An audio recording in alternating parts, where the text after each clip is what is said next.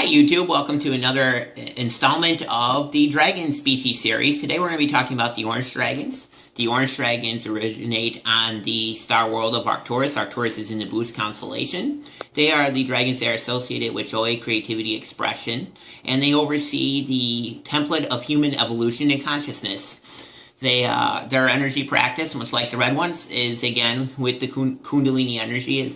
They practice rising it through their bodies and their systems. Typically, the orange dragons are, but not always, associated with the stomach and or power chakra. These videos are a reference point for what colors may be where, but it's not always true. Your foundational dragons could be any color. Whatever resonates with you, whatever you see, can be true with that. The orange ones, again, are joy, love, and creativity.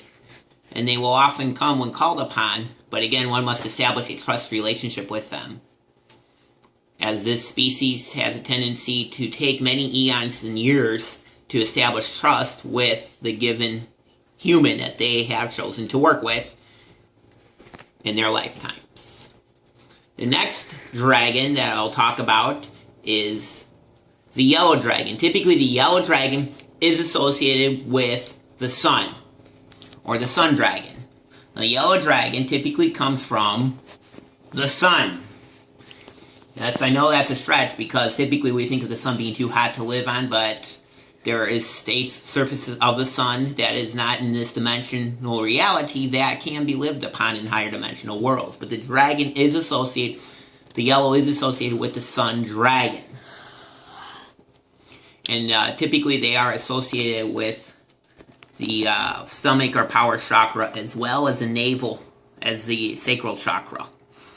This type of dragon, again, associated with the sun, but there are many varieties within this type of dragon. You could say a white dragon is a sun dragon too, because the color of the sun is technically white, but then we see it as a certain color because of the spectrum that it emits to our eyes. So the yellow dragon, again, is the color of the sun dragon. And one must, again, establish a trust relationship with themselves, then onto this being that they wish to project their energy on, because the being will then project their energy back once the communication is established. And if you met your dragons in your dream time, that means they are establishing communication with you.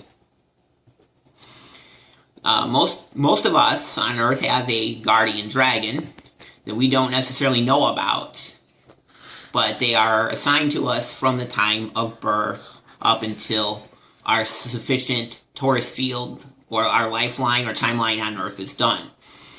So that could be a full range of time spectrum that we are involved with. So this, again, this is the yellow dragon, the sun dragon, and typically, sometimes if one meditates on the sun, they can see this energy coming through the sun, projecting itself as a dragon into your field of vision. Sometimes when one is meditating with their eyes closed, gazing towards the sun, sometimes they can see this energy coming through the sun. But that is, again, that is the yellow dragon. And all these creatures practice their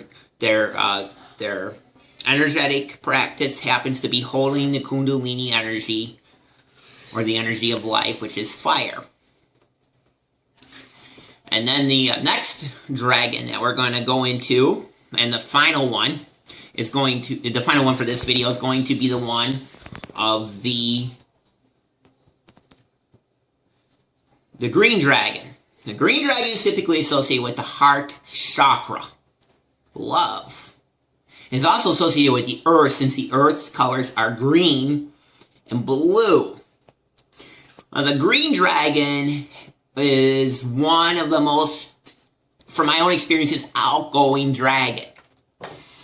They are the guardians of Earth, or Tara, or Gaia, depending on which you rather call her. And they are the gatekeepers of typically, all dragons are the gatekeepers of the fifth dimensional Earth. They can guard her secrets, mysteries, and treasures.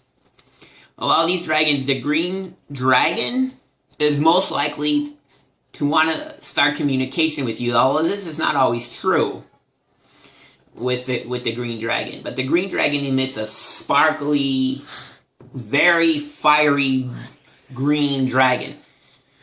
If you were to look in the store for a particular item that I would say comes close to representing this dragon, that would happen to be a Zelf that happens to be green.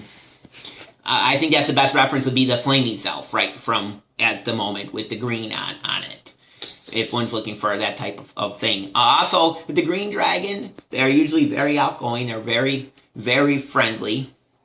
And the green dragons also practice earth magic, or typically green magic, as well as holding the fire of the Kundalini. And working with any of these creatures, whether it be from the red to the green, will definitely open up your chakras and allow that energy to come in if you are ready for this energy. The dragon energy is wild. It's crazy. It's off the charts. It's intense. My own experiences with it is a very intense, wild energy, and it can take a long time to get used to.